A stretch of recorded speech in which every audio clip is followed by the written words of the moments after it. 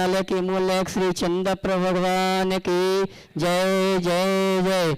देवादेव श्री चिंतामणि पार्श्वनाथ भगवान की जय जय जय। संत श्रोमणी गुरुवर आचार्य श्री विद्यासागर जी महाराज की जय जय जय। प्रमाणिक संत गुणायतन प्रेता शंका समाधान भावनाय प्रवर्तक जन जन के संत प्रखर वक्ता बोले परम पूज्य मुनि श्री 108 प्रमाण सागर जी महाराज की जय जय जय। बोले परम पूज्य मुनिवर श्री निर्वेक सागर जी महाराज की जय जय जय। बोले परम पूज्य मुनिवर शीतल सागर जी महाराज की। तीर्थराज संवेशनगढ़ की तलहटी में स्थित गुणायतन परिसर से सायंकालीन टीवी चैनल का बहुचर्चित विश्व विख्यात शंका समाधान का कार्यक्रम प्रारंभ करें। उसके पूर्व गुणायतन और श्री शिवायतन परिवार सायंकालीन वेला में आपका हार्दिक अभिनंदन स्वागत करता है। चलते हैं प्रतिदिन की भांति हम और आप मुनि संघ के श्री चरण में नमन करते हुए आशीर्वाद प्राप्त करेंगे और निवेदन करेंगे संघ का समाधान के कार्यक्रम के लिए। चलते हैं पारस चैनल, जिनवाणी चैनल, प्रमाणिक ऐप के माध्यम से जो इस कार्यक्रम को देख और सुन रहे सभी की ओर से और यहाँ पर उपस्थित समस्त श्रावक श्राविकाओं की ओर से मुनि संघ के श्री चरण में नमन करते हुए आशीर्वाद प्राप्त करेंगे, निवेदन करेंगे संघ का समाधान के कार्यक्रम के लिए। हाथ जोड़ लें, बोलेंगे हे मुनिवर नमोस्तु, हे गुरुवर नमोस्तु, हे मुनिवर नमोस्तु। आइए गुरुवर के आशीर्वाद से हम और आप संघ का समाधान का कार्यक्रम प्रारंभ करें। उसके पूर्व आज जिन्होंने गुणायतन का अवलोकन करते हुए गुणायतन से जुड़ने का सौभाग्य प्राप्त किया है उनके नामों की घोषणा यहाँ से की जा रही है। अगर उपस्थित हैं तो मैं चाहूँगा अपने स्थान में खड़े होकर गुरुवर का आशीर्वाद प्राप्त करेंगे और कैमरामैन सभी को कवर करेंगे। निर्माण निधि के रूप में गुणायतन से जुड़ने का अवसर प्राप्त किया है डॉक्टर नीलेश जी, निशान जी, चौगले, भोशे, सांगली, महाराष्ट्र। अगर उपस्थित हैं तो अपने स्थान में खड़े होकर गुरुवर का आशीर्वाद प्राप्त करेंगे। मैं चाहूंगा इनके सम्मान में आप जोरदार ताली बजाकर इनका सम्मान करें। और आइए चलते हैं गुणायतन ट्रस्टी परिवार से हमारे बीच में श्रीमती प्रतिभा जी शराब भोपाल मध्य प्रदेश उपस्थित हैं। श्रीमान अनिमेश जी, अभिषेक जी, श्रीमती प्रतिभा शराब प्रिया जी भोपाल मध्य प्रदेश। मैं आमंत्रित करूंगा गुणायतन परिवार के संस्थापक सदस्य श्रीमती प्रतिभा जी शराब अगर उपस्थित हैं तो वे आए मंच पर गुरुवर का आशीर्वाद प्राप्त करें और गुणायतन परिवार का सम्मान का कार्यक्रम संपन्न करें। शायद हमारे बीच उपस्थित नहीं है, मैं चाहूंगा उनके लिए जोरदार ताली बजाकर उनका सम्मान करें। आइए चलते हैं हम और आप संघ का समाधान का कार्यक्रम प्रारंभ करते हैं और सर्वप्रथम प्रथम शंका लेके आ रहे हैं धवल जी, सेजल जी, जर्मनी सभी साथियों के साथ। उसके बाद तैयारेंगे शतराजा जी, स्नेहल जी, धुलिया।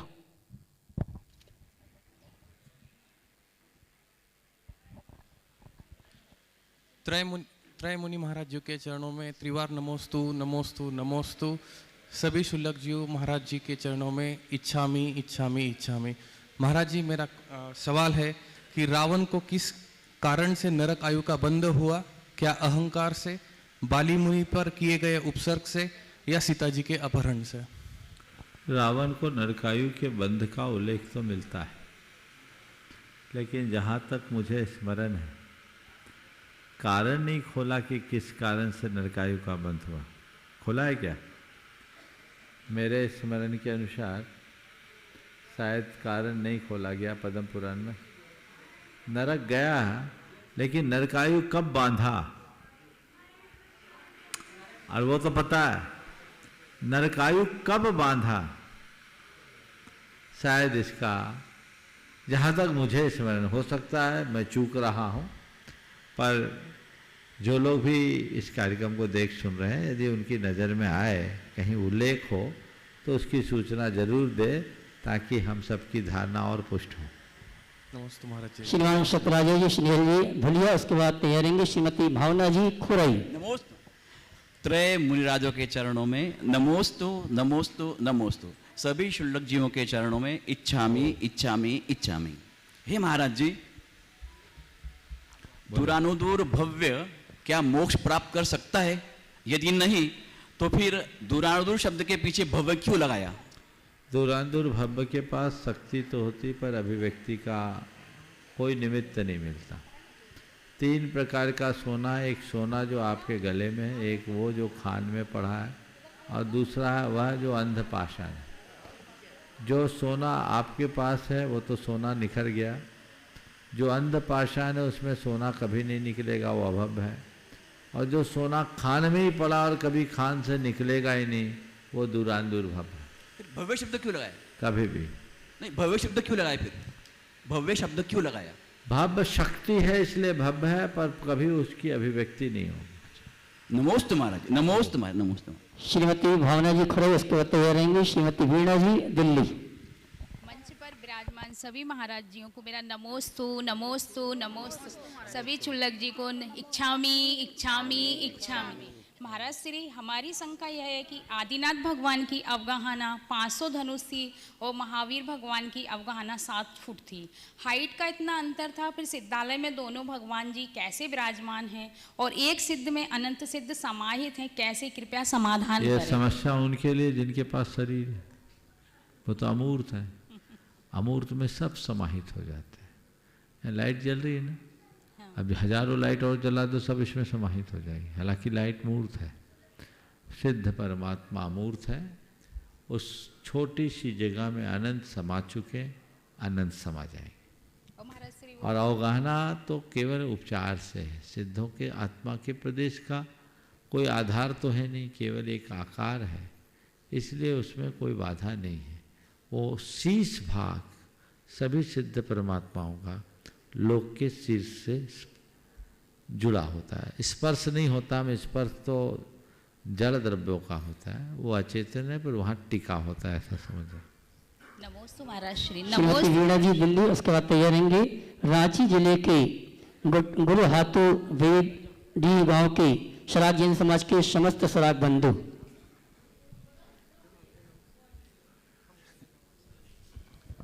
नमोस्तु भगवान, नमोस्तु भगवान, नमोस्तु भगवान। नमोस्तु भगवान।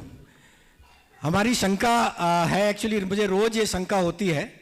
अब मैं आपको बता रहा हूँ कि हमारी श्रीमती जी रोज YouTube में प्रवचन सुनती हैं, और प्रवचन जब रात में सुनती हैं तो वो रात में सुनते सुनते सो जाती हैं और प्रवचन चलता रहता है। और जब मैं जाता हूँ तो वो मैं बंद करता हूँ YouTube। तो मुझे मतलब ये शंका है, रोज रोज ये होती है कि मुझे कोई दोष तो नहीं लग रहा है कि हम आपका प्रवचन, कभी आचार्य श्री का प्रवचन सुनते हैं तो वो सवाल है, प्रवचन जागने के लिए सुनते हैं कि सोने के लिए सुनते हैं? अगर जागने के लिए सुनते हैं तो कोई दोष नहीं, और सोने के लिए सुनते हैं तो अच्छी बात नहीं। आधा पौन घंटा सुनती है, फिर उसके बाद नींद आ जाती है। मेरी बात तो पूरी सुनो, अब शिकायत मत करो, नहीं तो घर में रहना है तो।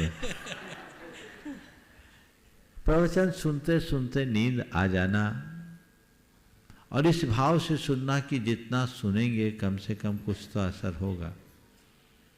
कदाचित सो जाओ और चेतना जाग जाए तो सुनना सार्थक है, और जागते हुए भी सुनते रहो और चेतना सोती रहे तो कोई मतलब नहीं।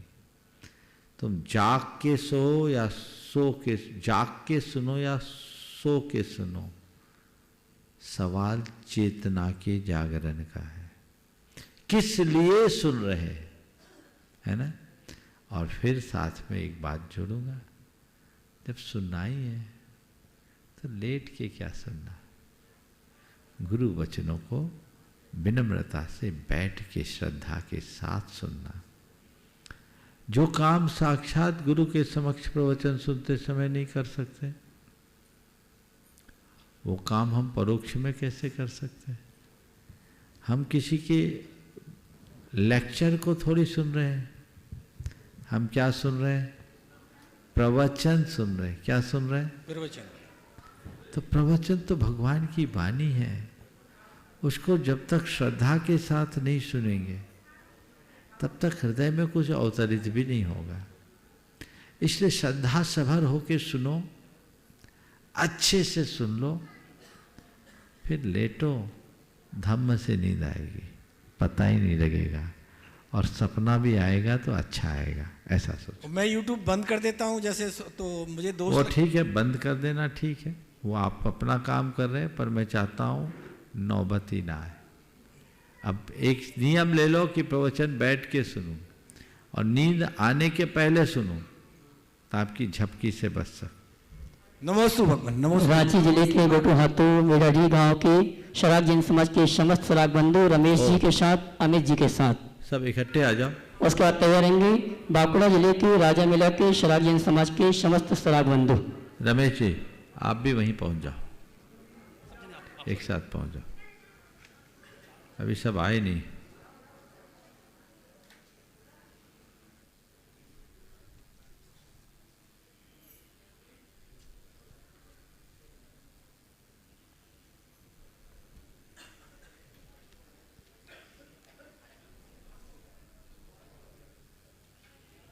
हाँ बोलिए।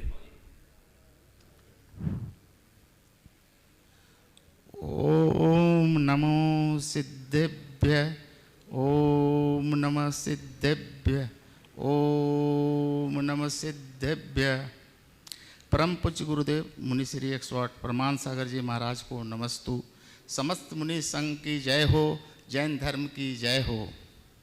आप मुनि श्री, आपके आशीर्वाद से आज हम लोगों को अपना भावना व्यक्त करने की अवसर प्राप्त हुआ है, जिसके लिए सदा हम सब आपका आभारी रहेंगे। हमारा शंका है, शंका के साथ में मेरा सरावकों का कुछ समस्या है महाराज श्री। शंका तो है लेकिन शंका कम है, समस्या हमारी ज़्यादा है, जिसके समाधान हेतु आपको निवेदन करूँगा, हम लोग करेंगे, जिसके लिए मैं सदा माफ़ी चाहता हूँ महाराज श्री। यह कि महाराज श्री मेरा ज्ञातानुसार तत्कालीन बिहार, बंगाल एवं उड़ीसा, अभी जो तत्कालीन करने का मतलब अभी झारखंड प्रांत के सरावकों या सराकों, जो सराक का ही सरावकों का सराक का ही अपभ्रंश सराक है, तथा वर्तमान जैन समाज का मिलन या जैन समाज द्वारा सराक समाज को अपने पूर्ववर्ती धर्म के मुख्य धारा में जोड़ने का उठाया गया बीड़ा 1 शतक यानी 100 वर्ष पूरा हो गया है।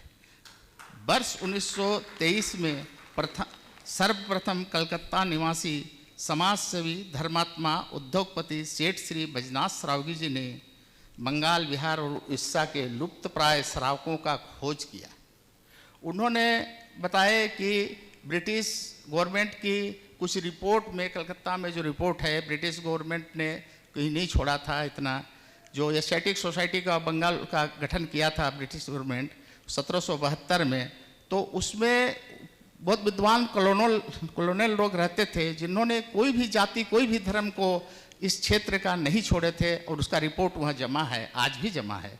तो उनका अध्ययन उनको करने का अवसर मिला, और उनके साथ आशीर्वाद था शीतल प्रसाद, ब्रह्मचारी शीतल प्रसाद जी का। शीतल प्रसाद जी भी बहुत मैंने सराक क्षेत्र के लिए बहुत किए, उस समय मुख्य धारा में सराकों को जोड़ने का काम किए। और उन लोगों का सहयोगी कर्मठ कार्यकर्ता श्री सुदर्शन जी कटक वाले, श्री ज्योति प्रसाद जी सिंघल कलकत्ता वाले, एवं सराक क्षेत्र के कृपाराम सराक जैन आदि लोग और राधानाथ आचार्य आदि लोगों का साथ रहा। उस समय बड़ी उत्साह और लगन के साथ काम किया गया। बहुत जैन स्कूल भी चले और पाठशाला, जैन पाठशाला खोला गया, और उसी क्रम में 2-4 मंदिर भी वहाँ बने थे उस समय। उससे पहले प्राचीन मंदिर देवलटाण में हमारा पहले से था, लेकिन उसका महत्व को हम लोग नहीं समझते थे कि मेरा ही मंदिर है, इसको नहीं समझते थे। उन लोगों ने इसका ज्ञान भी दिया, उसका भी जीर्णोद्धार हुआ। उसके बाद कुछ दिन वो काम चला, देवलटाण चौकाहतू में भी मंदिर बना हमारे रांची क्षेत्र के। उसके बाद उन लोगों के बाद कुछ शिथिलता आई, लेकिन शिखर चंद जी जैन खरखरी वाले, जो उनके बहुत कोलियारी थे, और विमल प्रसाद जैन जी के प्रयास से वर्ष 1963 में कतरासगढ़ में एक विशाल जैन सम्मेलन बंगाल, बिहार कोल्डफील्ड से हुआ था, जिसमें हमारे स्थानकवासी जैन श्रद्धेय मुनि श्री जगजीवन जी महाराज, उनके शिष्य मुनि श्री जयंत जी महाराज, श्वेतांबर जैन मुनि श्री मंगल विजय जी के शिष्य प्रभाकर विजय जी महाराज। प्रभाकर विजय जी महाराज तो सराक क्षेत्र में 42 वर्ष तक रहे और वहीं समाधि ले लिए धनबाद क्षेत्र में। और उसके बाद दिगंबर संत गणेश वर्णी जी, पूजनीय गणेश वर्णी जी, 108 गणेश, जो बाद में 108 गणेश कीर्ति मुनिराज जी, परम शिष्य पूज्य श्री 105 जितेंद्र वर्णी जी, श्री साहू शांति प्रसाद जी, सेठ नरभे राम हंसराज जी कमानी, राय बहादुर जी हरकचंद रांची वाले, सेठ विमल प्रसाद जी, श्री शिखर चंद जी, श्री चंदनमल जी, श्री देवचंद जी मेहता, पंडित कैलाश चंद जी शास्त्री, लाला चतुर्चंद जी, डॉक्टर दरबारी लाल जी कोठिया, पंडित शील चंद्र जी, पंडित विनय कुमार जी पथिक, कविवर नीरज आदि पधारे थे उस सभा में। और उस सभा में एक श्रावकों के उद्धार के लिए कमेटी भी बना था, और अखिल भारतीय जैन जागरण समिति के नाम से।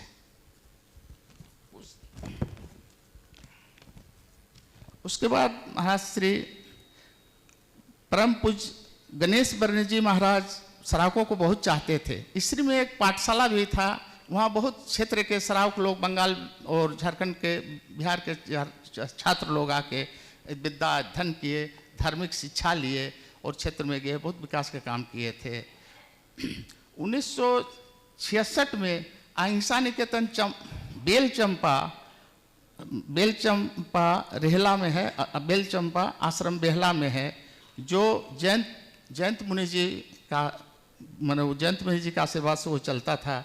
वहाँ भी श्रावकों के लिए स्कूल खोला गया था, वहाँ भी पढ़ाई होता था। 1967 के आसपास रांची क्षेत्र में परम पूज्य गणेश वर्णी जी के शिष्य 108 छुल्लक जितेंद्र वर्णी जी और श्री 105 छुल्लक मनोहर लाल जी वर्णी जी, बाद में श्री सहजानंद जी महाराज हुए। उन लोगों के प्रयास से वहाँ भी बहुत काम हुआ, जैन विद्यालय खोला गया, धार्मिक शिक्षा हुआ, मंदिर बना, मेला लगा, बहुत तरह तरह का काम हुआ। फिर कुछ शिथिलता आई। 1971-71 में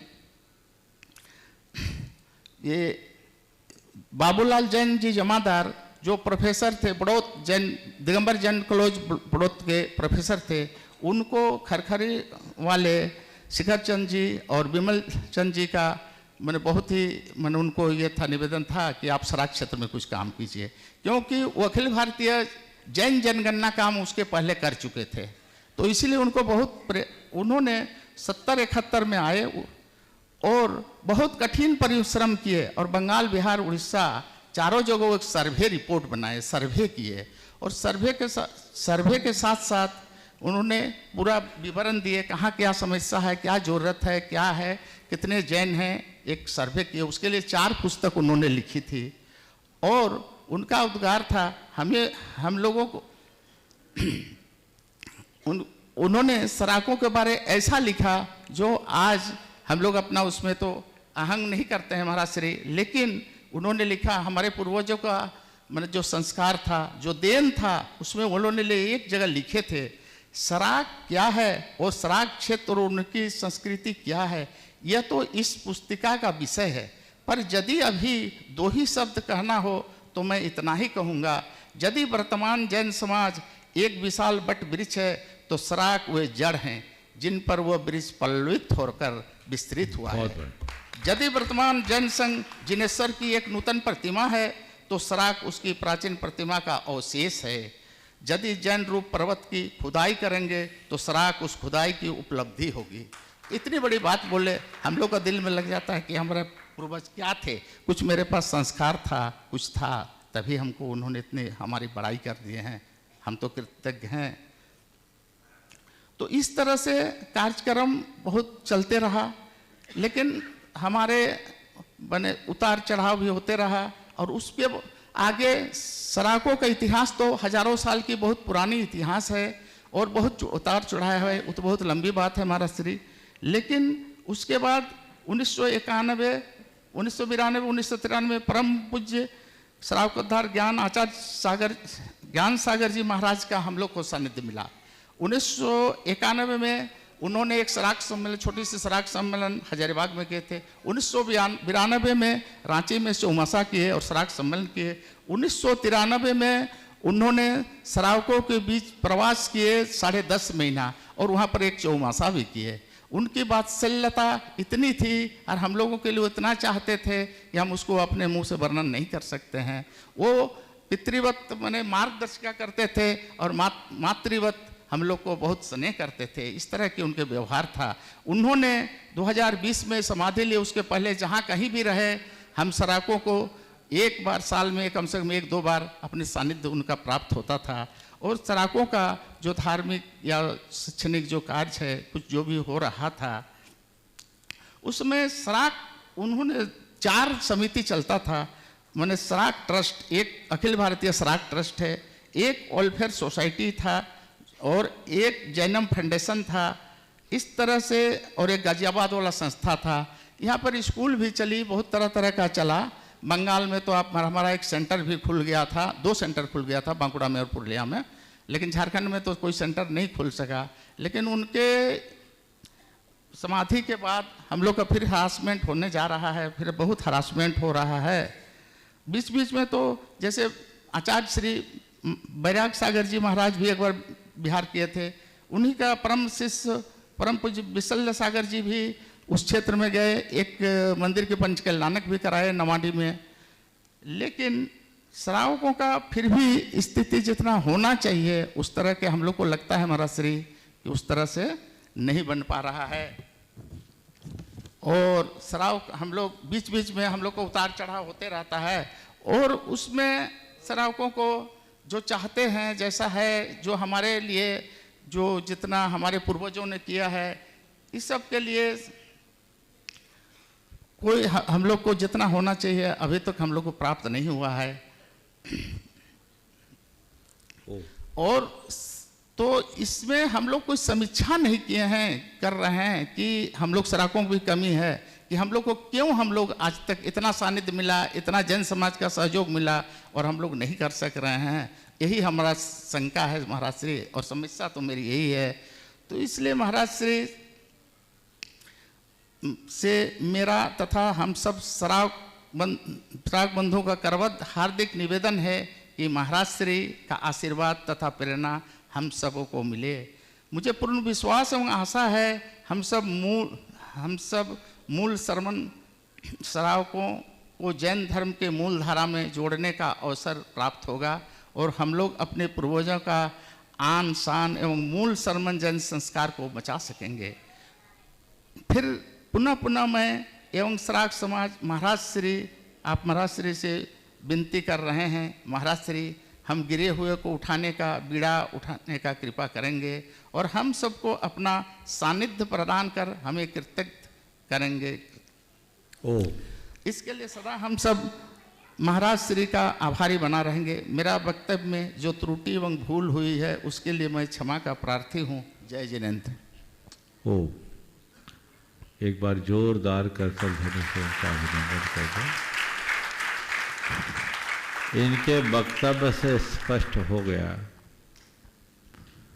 कि इन्होंने सराक होने के साथ साथ अपने संस्कारों और सरोकारों को अभी तक अक्षुण्ण बना के रखा। जैसा अभी बताया, सेठ बैद्यनाथ जी शरावगी इस क्षेत्र के एक बहुत बड़े स्तंभ थे। 100 वर्ष पूर्व उन्होंने इसकी खोज की। हमारा दुर्भाग्य है कि 100 वर्ष बीत जाने के बाद भी आज तक हम समग्र सराक समाज को अपने साथ मुख्य धारा में लाकर खड़ा नहीं कर सके। हालांकि जितने प्रयास हुए वो कम नहीं हैं, प्रयास बहुत हुए। आपने जिनका भी उल्लेख किया उन प्रयासों में सब अपने अपने जमाने के महारथी थे, और महान आत्माओं का प्रयास कभी छोटा नहीं होता। मैं मानता हूँ प्रयास तो उनका अच्छा ही हुआ होगा, और जिनने अब तक प्रयास किया हमें उनका आभारी बनना चाहिए। लेकिन इसमें हम यही समझते हैं कहीं अपने भाग्य में कोई कमी रह गई। कोई बात नहीं रमेश जी, जो बीत गया सो बीत गया, अब आगे की बात को संभालनी है। अब अलख जगाइए, अपने क्षेत्र में यहां से आज प्रण लेकर जाइए कि हमें अपनी मौलिक पहचान को बना के रखना है। जब आप लोग इस बात को अच्छी तरह जानते हो और मानते हो कि हम सराक मूलतः जैन हैं, ये मानते हो कि नहीं मानते? थोड़ा माइक दे दो। मानते हैं महाराज श्री, मानते हैं ना? सब मानते हैं। मैं तो देख रहा बच्चा बच्चा मानता है।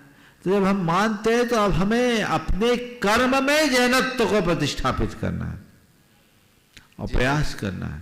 जी महाराज श्री, मैं इस विषय पर विचार कर रहा हूँ और मुझे प्रसन्नता है कि परम पूज्य गुरुदेव का मुझे आज आशीर्वाद भी प्राप्त हो गया।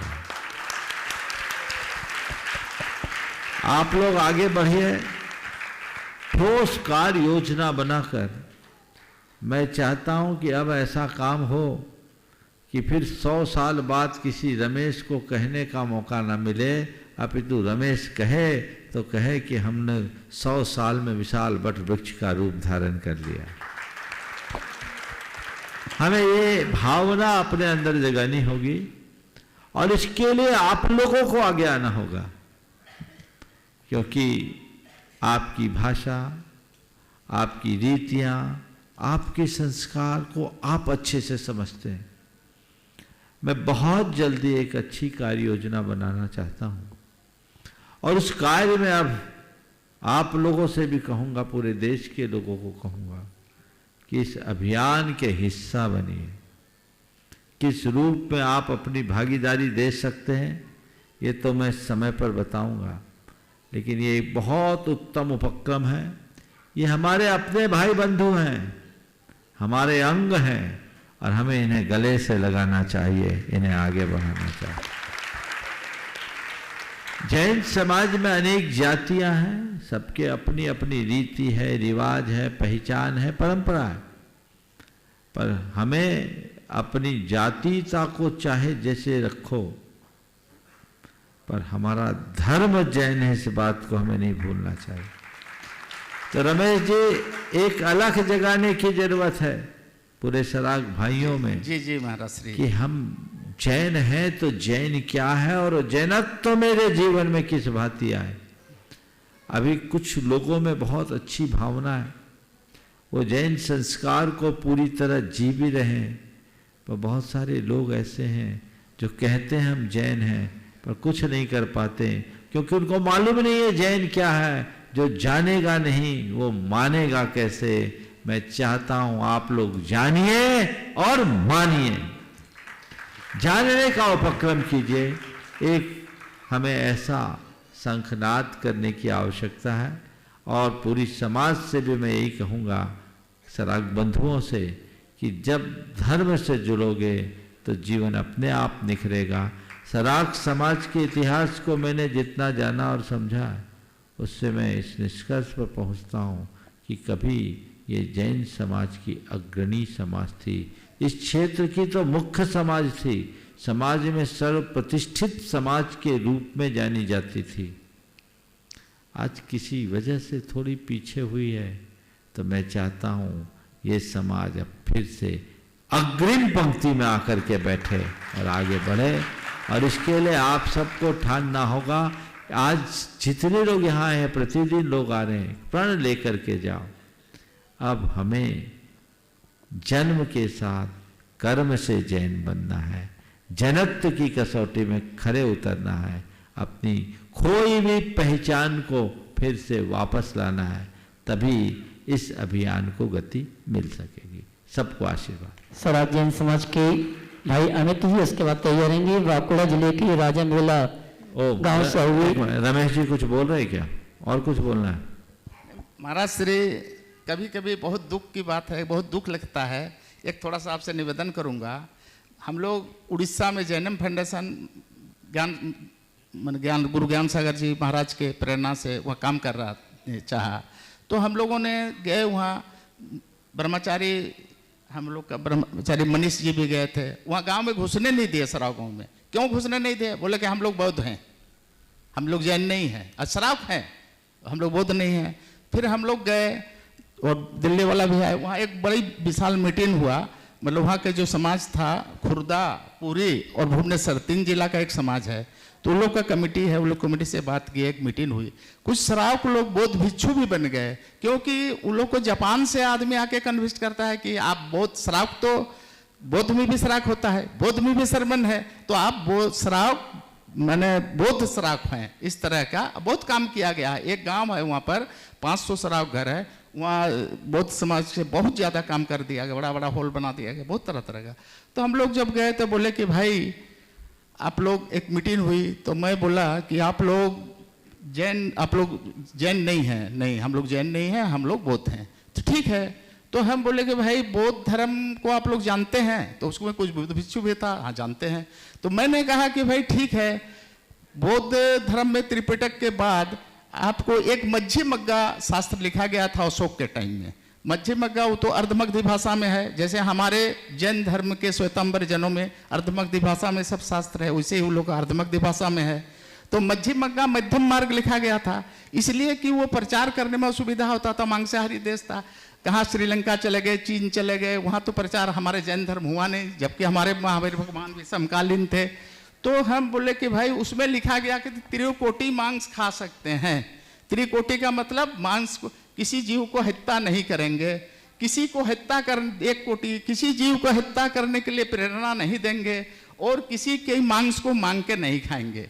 तो त्रिकोटि वार कोई दे दिया तो खा लो, ऐसे उनका धर्म में प्रचलित हो गया था त्रिकोटि मांस खाने की, जो मध्यमग्गा में लिखा हुआ है। तो क्या आप मांस खाते हैं? आप तो बौद्ध भिक्षु हैं, माने उसमें हीनयान और उत्तमयान, तो वो लोग भी हीनयान था। तो बोले कि आप खाते हैं? बोले नहीं खाते हैं, हम श्रावक हैं, कैसे खाएंगे? तो कौन श्रावक है? जैन श्रावक है तब नहीं खाते हैं, बौद्ध श्रावक है तो खाते होंगे। तो इस तरह से हम बोले कि आपके सामने खंडगिरी है, खंडगिरी में हाथी गुफा में खरवाल राजा की शिलालेख है। उसके बाद आप बौद्ध देख लीजिए, यहाँ अशोक की धौलगिरी में शिलालेख है, अशोक की शिलालेख में 13वीं परिस्थिति और 14वीं परिस्थिति अभी भी नहीं, वो मिटा दिया गया है। जो हिंदी उड़िया और इंग्लिश में लिखा हुआ है उसमें 13वीं और 14वीं लाइन नहीं है।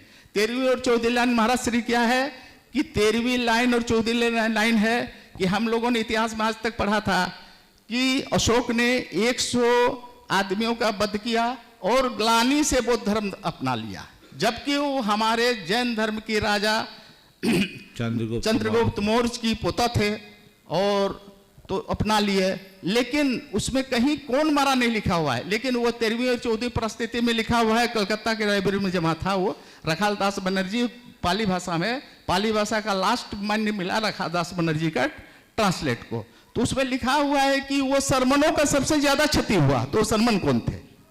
वो अगर बौद्ध सरमन थे तो क्यों मारे अपने सरमन को? इसलिए वो जैन सरमन थे और आप लोग मारा गए। उसके बाद उसमें 2.5 गुना लोग घायल थे, तो इसमें 2.5 लाख घायल थे, और उसका 10 गुना लोग लापता थे। तो इसके बाद 10 गुना लापता हो गए, तो आप लोग तो विलुप्त हो गए, हम श्रावक लोग।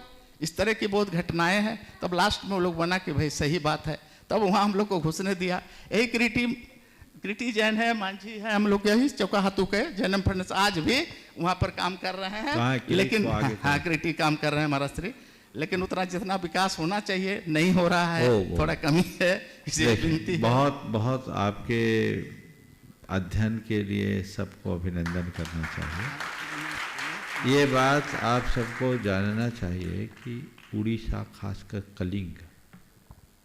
कलिंग उड़ीसा का मुख्य राज्य था। कलिंग ही था, उड़ीसा तो आज बोलते हैं।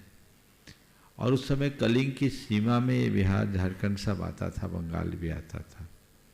अंग, बंग, कलिंग आदि प्रांत पहले रहते थे। कलिंग जैन संस्कृति का एक बहुत बड़ा केंद्र था। और उड़ीसा में जैन धर्म एक कृति है, मैंने नीलकंठ साहू की बात की थी, लक्ष्मी प्रसाद साहू उसके एक लेखक है। उसमें उन्होंने लिखा है कि 8वीं शताब्दी तक उड़ीसा का राष्ट्र धर्म जैन धर्म था। वहाँ बाद में बहुत प्रकार के वर्ग संघर्ष हुए, धार्मिक संघर्ष हुए, बौद्धों ने आक्रमण किया और अन्य धर्मियों के द्वारा आपस में जो संघर्ष हुआ, जैन उसके शिकार हुए। सम्राट अशोक के काल में तो जो हुआ सो हुआ, एक शुरुआत थी। उसके बाद एल खारवेल ने जैन धर्म का परचम फैलाया था। फिर धीरे धीरे धीरे 8वीं शताब्दी तक गुप्तवंशी राजाओं के काल तक जैन धर्म सुरक्षित रहा, लेकिन उसके बाद गुप्तोत्तर काल के बाद बहुत कुछ ह्रास हुआ, ये इतिहास की बात है। लेकिन आपने जो बात कही मुझे सुन के बेहद प्रसन्नता है कि आज जिन उड़ीसा के रहने वाले सराकों की बात कही कि हम मांस नहीं खाते, यानी अपने संस्कार को बचा के रखें, ये बहुत अच्छी बात। अपने आप को बौद्ध घोषित करने के बाद भी ये कमी उनकी नहीं, कमी हमारी तरफ से है, क्योंकि उन्हें गुरुओं का सानिध्य नहीं मिला, संपर्क नहीं मिला, समागम नहीं मिला। अब वो संपर्क सानिध्य चाहिए, समागम चाहिए, लोग जागे, आगे बढ़े और एक ठोस कार्यक्रम बना करके चले तो परिणाम बहुत अच्छे आएंगे। बहुत बहुत आशीर्वाद। भाई अमित जी शराक जैन समाज से, उसके बाद तैयार होंगे बांकुड़ा जिले के राजा मेला गांव के शराक जैन समाज के शराब बंधु। महाराज जी, इस कड़ी में आज हम पुनः बारंबार नमोस्तु करते हैं। आज हमारे रांची जिला से गुटुहातो और बेड़ाडी गांव से आए हुए सारे श्रावक श्राविका की तरफ से बारंबार नमोस्तु महाराज जी, नमोस्तु महाराज जी, नमोस्तु महाराज जी। आज का जो प्रश्न है महाराज जी मेरा थोड़ा सा तार्किक है और थोड़ा सा शास्त्रीय है महाराज जी।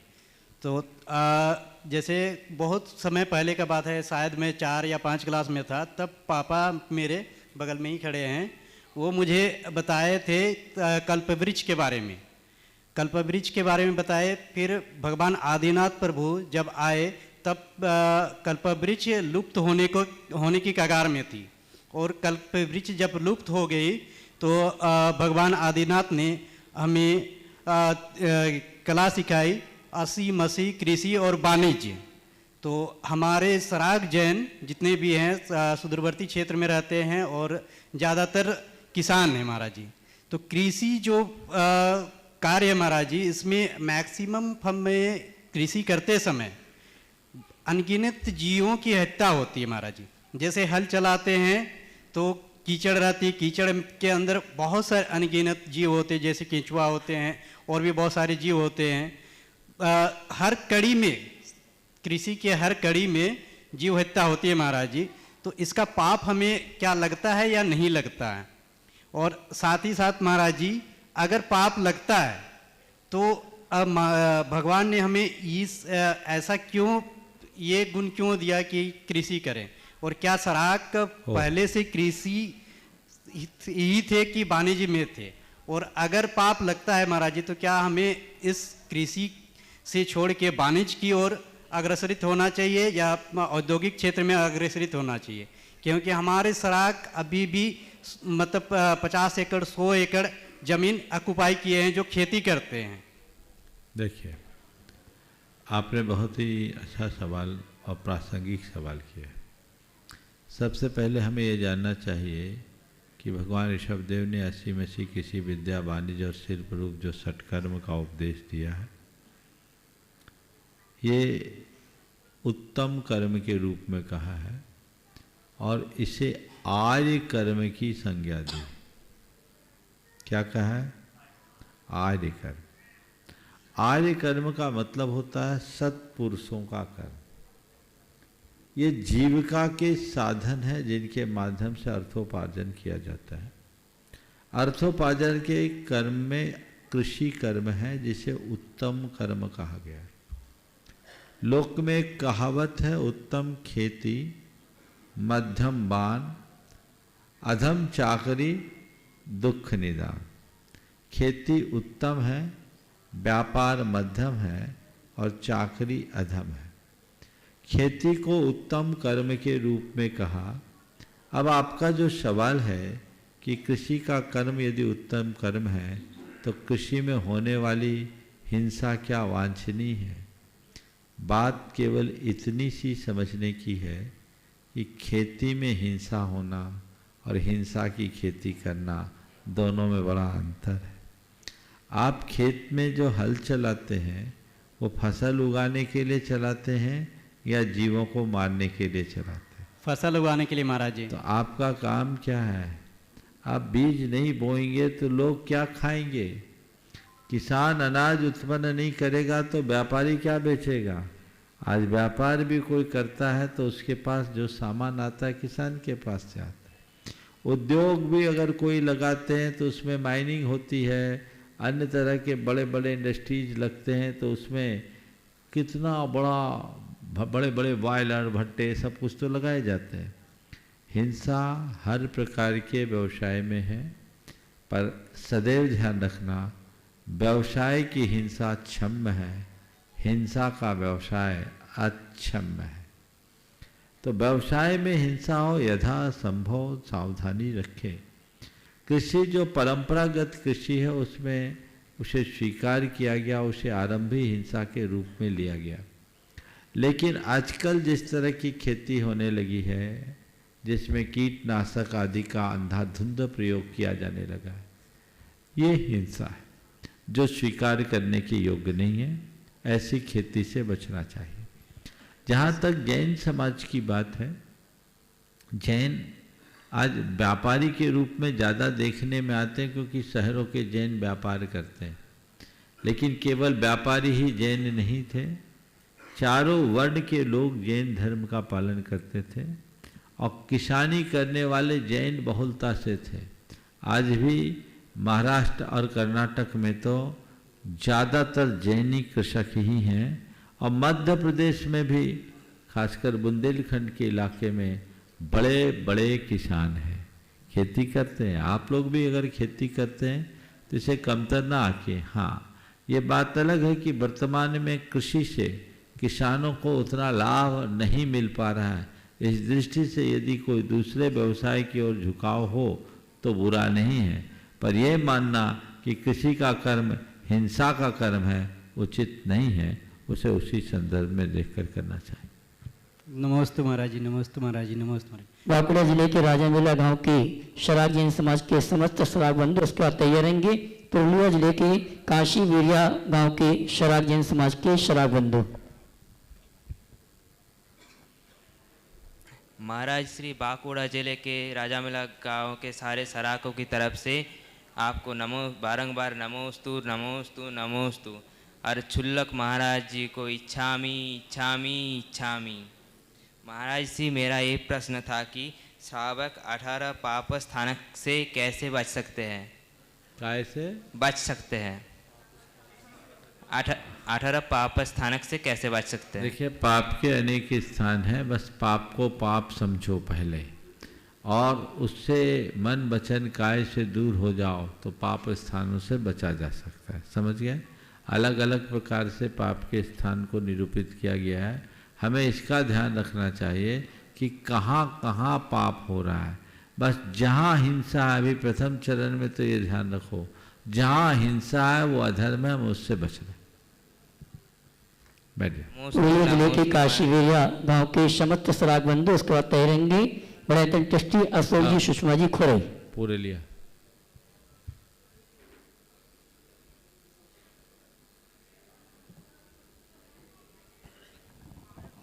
बोलो। बहुत समय चला गया। जानकारी काम बहुत कठिन है। बोलो जल्दी। नमस्ते महाराज जी, नमस्ते महाराज जी, नमस्ते महाराज जी। पुरुलिया के काशी बढ़िया गांव से सब आचार्य श्री के दर्शन करने, मुनि श्री को दर्शन करने के लिए आए हैं और समित शिखर जी यात्रा के लिए आए हैं। इन लोगों का भाग्य बहुत अच्छा है कि आज के चलता फिरता तीर्थ को दर्शन करने के लिए मिला है। महाराज श्री, हम लोगों का प्रश्न ये है कि ज़्यादातर पुरुलिया जिले के विभिन्न जगह पर हमारी जैन प्रतिमा मिल रहा है जहाँ तहाँ। कुछ ही दिन पहले ये पुरुलिया जिले का क्या नाम है एक जगह पर पार्श्वनाथ भगवान की एक मूर्ति मिले हैं और कुछ दिन पहले हमारे पुरुलिया जिले के जहाँ आचार्य ज्ञान सागर महाराज जी ने मंदिर बनवाए हैं, इसी साल अप्रैल महीने में वेदी प्रतिष्ठा हुआ है। उसी गांव घुसने से पहले एक पार्श्वनाथ भगवान की मूर्ति है, लेकिन मूर्ति खंडित है। तो वहाँ की एक छोटी घटना हम बोल रहे हैं कि संक्षेप में बोलो। हाँ महाराज जी, जिस दिन वेदी प्रतिष्ठा के समय था तो गांव वाले तैयार नहीं हो रहे थे। किसी भी वो लोग ऐसे ही बोल रहे थे कि अभी समय नहीं है, ये नहीं है, वो नहीं है। जो एसपी जैन दिल्ली वाले ने करवा रहे हैं वो काम देख रहे हैं, जैनम फाउंडेशन वाले। तो हम लोगों ने हम और गौरंग भाई, किरीटी भैया, जितेंद्र भैया, हम लोगों ने सनेड़ा गांव घुसने में जो पार्श्वनाथ भगवान के पुराने मूर्ति जो मिली है, प्राप्त हुए है, वो मूर्ति खंडित है। उसी खंडित मूर्ति के सामने हम लोग विनती किए हैं और हम लोगों का वेदी प्रतिष्ठा का काम बड़ी धूमधाम से सफल हुआ है। जब से हम लोगों को लगा कि ये मूर्ति में अभी भी प्राण है, ये मूर्ति हमारे जो वेदना है, हमारे मन का भावना है, वह सुनते हैं। तो महाराज जी, मेरा प्रश्न ये है, क्या खंडित मूर्ति को हम पूजा और अभिषेक कर सकते हैं? नमस्ते महाराज जी। देखिए, ये बात बिल्कुल सही है कि जिस पुरुलिया की बात कर रहे हैं, पुरुलिया जिला पूरा सीमावर्ती जिला है झारखंड का, और जैन पुरावशेषों से भरा पड़ा है। मुझे ऐसा लगता है कि एक ज़माने में जैन संस्कृति का बड़ा केंद्र रहा होगा और उसके पुरोधा आप सब सराग बंधु रहे होंगे। उन्होंने बड़े बड़े मंदिर बनाए होंगे, मूर्तियां प्रतिष्ठित की होगी। हो सकता है यहाँ कोई मूर्ति निर्माण की प्रक्रिया भी होती होगी।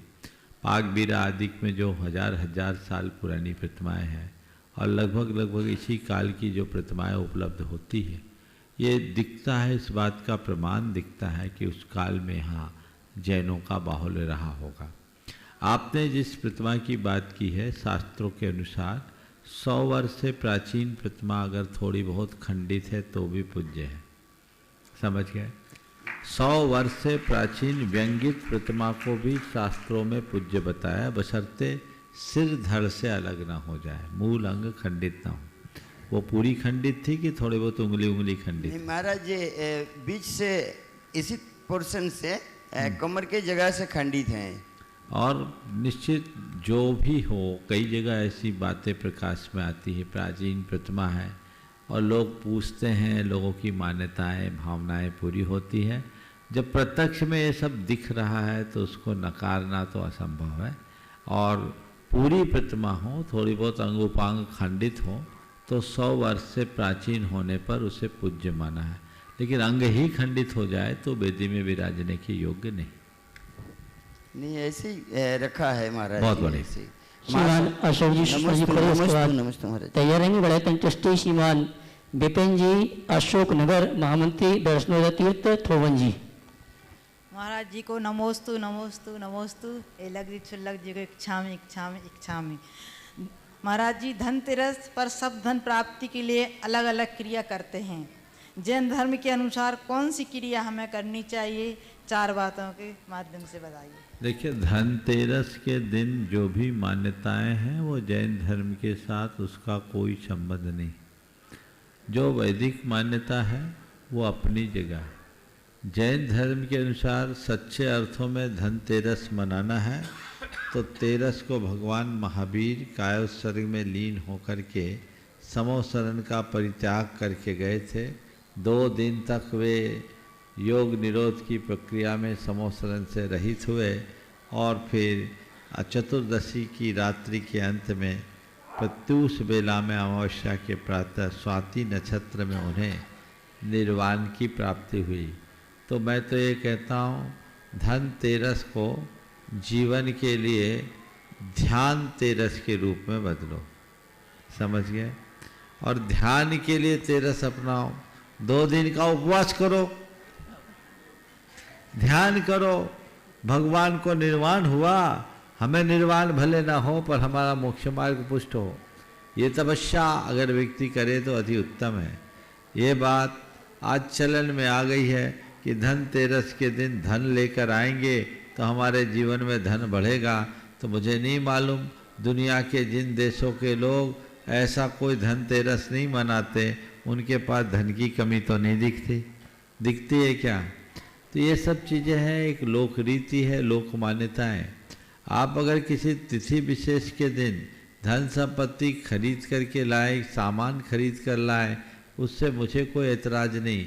लेकिन अगर आप इस विश्वास के साथ लाते हैं कि इस दिन लाने से मेरा घर खुशहाल बना रहेगा, धन धान्य की समृद्धि बनी रहेगी, तो ये एक प्रकार का अज्ञान है। एक बात सदैव ध्यान रखना, आप 4 बातें बोली है तो 4 पॉइंट बोल देता हूँ। तुम्हारे जीवन की खुशहाली बाहर के टोटकों से नहीं होगी, तुम्हारे जीवन की खुशहाली तुम्हारे पुण्य से होगी। पहली बात, खुशहाली का आधार पुण्य है। प्रसन्नता का आधार सोच की सकारात्मकता है। अपनी सोच को सकारात्मक बनाओ, प्रसन्न बने रहोगे, अपने पुण्य को गाढ़ा बनाओ, जीवन खुशहाल बना रहेगा। और हमेशा 2 और बातें, कर्म सिद्धांत के विश्वासी बनो और कर्म कांडों से बचो। आत्मविश्वासी बनो, अंधविश्वासी नहीं। ये सूत्र आत्मसात कर ले तो हमारे जीवन में कोई दुविधा शेष नहीं रहेगी। नमोस्तु महाराज। गुणायतन ट्रस्टी श्रीमान विपिन जी सिंह, महामंत्री दर्शनवती थोबन जी अशोकनगर, उसके बाद तैयार रहेंगे श्रीमान राजेश जी रेखा जी ललितपुर। द्वय गुरुदेव के चरणों में नमोस्तु। छुलक जी महाराज को इच्छामी। दर्शनोदय कमेटी, दिगंबर जैन पंचायत और अशोकनगर जैन समाज की ओर से गुरुदेव के चरणों में नमोस्तु। गुरुदेव, अभी हाल ही में नज़दीक में हमारा बड़ा पर्व है 24वें तीर्थंकर भगवान महावीर का निर्वाण महोत्सव, जिसे हम दिवाली के रूप में मनाते हैं। हमें वह दिवाली किस तरह मनानी चाहिए और हमें किन बातों का ध्यान रखना चाहिए गुरुदेव? देखिए, दीपावली एक धार्मिक पर्व है और एक लोक पर्व है। लोक पर्व के रूप में सारा देश दीपावली मनाता है और हम भी उस लोकोत्सव में सम्मिलित हैं, तो उस दृष्टि से जैनों को भी दीपावली मनानी चाहिए। जैसा लोक में मनाया जाता है वैसा मनाएं, लेकिन हमें अपने धार्मिक पक्ष को कभी नहीं भूलना चाहिए। हमारे दीपावली का मूल भगवान महावीर का निर्वाण महामहोत्सव है और इस वर्ष तो 2550वां निर्वाण महोत्सव होने जा रहा है। तो हमें बहुत उत्साह के साथ, उमंग के साथ मनाना चाहिए। हमारे यहाँ मंदिरों में जो प्रातःकाल लाडू अर्पित करने की परंपरा है वो पूर्ण उत्साह के साथ होना चाहिए।